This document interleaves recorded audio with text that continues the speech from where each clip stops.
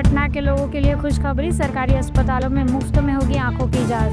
पटना में आंखों की बीमारी के लिए विशेषज्ञ अस्पताल के बाद अब सरकार अन्य स्वास्थ्य संस्थानों में आंखों की जांच की मुफ्त व्यवस्था करने में जुटी है। अस्पताल में आने वाले मरीजों को आंख जांच से लेकर चश्मे तक की सुविधा सहजता से मिले, इसके लिए निजी एजेंसी से करार भी होगा। पीएम किसान योजना का लाभ लेने के लिए फार्मर रजिस्ट्री है जरूरी, समस्तीपुर में लगाया जा रहा है शिविर। किसानों को पारदर्शिता से योजनाओं का लाभ देने के लिए कृषि विभाग ने फार्मर रजिस्ट्री शिविर की शुरुआत भी की है। प्रधानमंत्री किसान सम्मान योजना के लाभुकों को रजिस्ट्री कराना है। जिले के प्रथम चरण के दौरान प्रत्येक प्रखंड से 2-2 राजस्व ग्राम का चयन कर शिविर आरंभ किया गया। नए शिक्षकों की पोस्टिंग को लेकर बड़ा अपडेट, 12 अप्रैल से पहले करना होगा ये काम। जिले में प्राथमिक विद्यालयों को अब जल्द ही स्थायी प्रधान शिक्षक मिल जाएंगे, इसकी कवायद शुरू कर दी गई है। बिहार लोक सेवा आयोग द्वारा चुने गए प्रधान शिक्षकों को जिला आवंटन किया जा चुका है। मौसम अपडेट, मौसम विभाग के अनुसार बिहार में अप्रैल के पहले हफ्ते में तापमान में बढ़ोतरी देखी जा सकती है। दिन का तापमान 35 से 38 डिग्री सेल्सियस तक पहुंच सकता है, जबकि रात का तापमान हल्का ठंडा रह सकता है। पटना, गया और भागलपुर जैसे गर्म शहरों में गर्मी का असर बढ़ने की संभावना है। लोगों को सावधानी बरतने की सलाह दी जा रही है। राजनीतिक हलचल, बिहार में विधानसभा चुनाव 2025 की तैयारियां जोरों पर है। आज के दिन मुख्यमंत्री नीतीश कुमार या विपक्षी नेता तेजस्वी यादव की ओर से कोई बड़ी घोषणा या रैली हो सकती है। हाल के दिनों में वक्फ संशोधन विधेयक को लेकर सियासी बहस अभी तक तेज चल रही है और यह मुद्दा आज भी चर्चा में हो सकता है। जदयू और राजद के बीच बयानबाजी जारी रहने की संभावना है। शिक्षा विभाग से खबर, बिहार बोर्ड की 10वीं कंपार्टमेंट परीक्षा 2025 के लिए आवेदन प्रक्रिया हाल ही में शुरू की गई।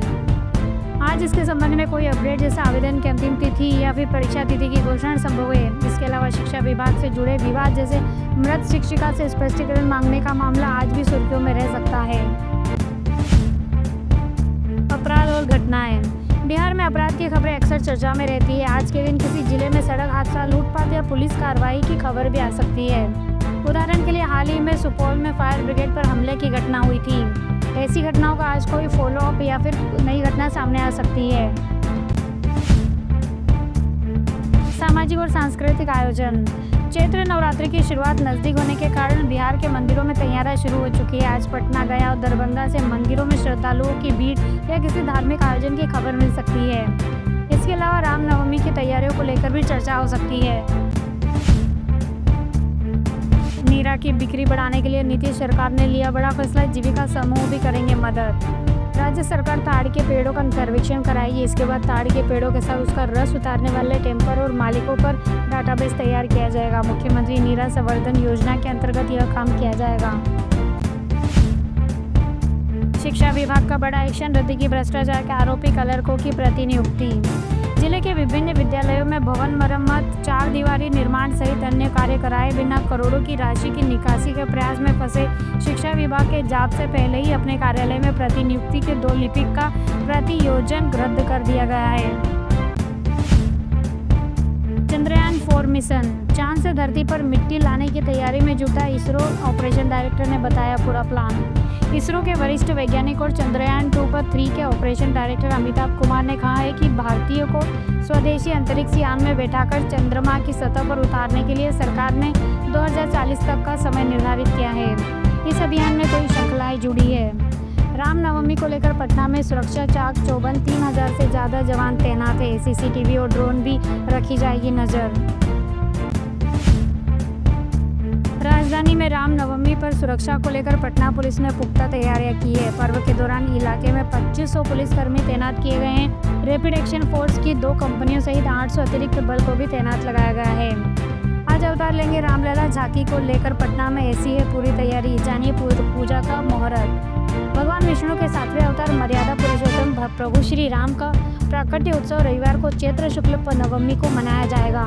प्रभु श्री राम का जन्म चैत्र शुक्ल नवमी को कर्क लग्न में हुआ था। इस दिन गंगा स्नान या पवित्र तीर्थों में स्नान करने से कई गुना पुण्य फल प्राप्त होता है। 6 अप्रैल 2025 को बिहार में सोने और चांदी की दरें वैश्विक और स्थानीय बाजार के रुझानों से प्रभावित है।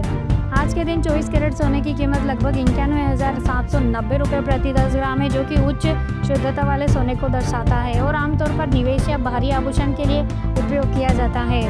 वही 22 कैरेट सोना जो ज्वेलरी बनाने के लिए अधिक लोकप्रिय है, लगभग 83,370 रुपये प्रति 10 ग्राम के आसपास है। चांदी की बात करें तो इसकी कीमत 1,08,300 रुपये प्रति किलो तक पहुंच चुकी है, जो हाल में महीनों में मांग और आपूर्ति के आधार पर उतार चढ़ाव को दर्शाती है। ये दरें पटना जैसे प्रमुख शहरों में देखी गई है, जहां त्योहारी सीजन और शादी के मौसम के कारण सोने चांदी की मांग में वृद्धि होगी। हालांकि ये कीमतें अनुमानित है और स्थानीय ज्वेलर के आधार पर थोड़ी भिन्न हो सकती है, इसलिए खरीदारी से पहले अपने सटीक दरों की जांच करना उचित होगा। वैश्विक बाजार में सोने की कीमतों में तेजी और रुपये की विनिमय दर भी बिहार में इन धातुओं के दामों को प्रभावित कर रही है।